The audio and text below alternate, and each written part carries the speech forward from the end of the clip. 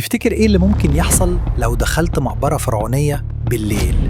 تعالوا نشوف إيه اللي حصل مع حسن. اشترك في القناة واضغط لايك وصل على النبي علشان القصة الجاية يمكن تكون عنك. ويلا نبدأ الحكاية.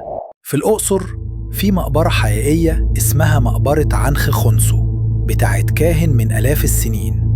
الناس بتقول المقبرة دي محدش بيقرب منها بالليل، لكن في يوم شاب اسمه حسن قرر يدخلها ويتحدى أصحابه.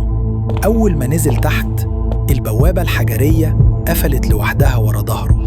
حاول يفتحها بأي طريقة، مفيش فايدة. بدأ يمشي في ممر طويل، لكن كل ما يمشي شوية يلاقي نفسه راجع لنفس المكان اللي بدأ منه، قدام جدار منقوش عليه اسم عنخ خنسو. فجأة يسمع همسات بتردد اسمه، همسات بلغة غريبة مش فاهمها. يبص يلاقي تمثال لأنوبيس، عينيه نورت أحمر، وعلى الجدار تظهر كتابة بالدم: اللي يدخل مقبرتي مش هيخرج إلا بروحي.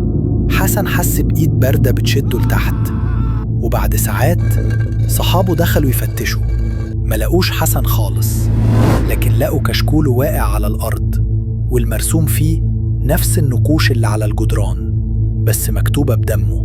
لو عايز تعرف بقية القصة وهل فعلا في لعنة مقبرة عنخ خنسو، استناني في الجزء الجاي، وما تنساش تعمل فولو عشان ما يفوتكش ولا سر من أسرار لعنة الفراعنة.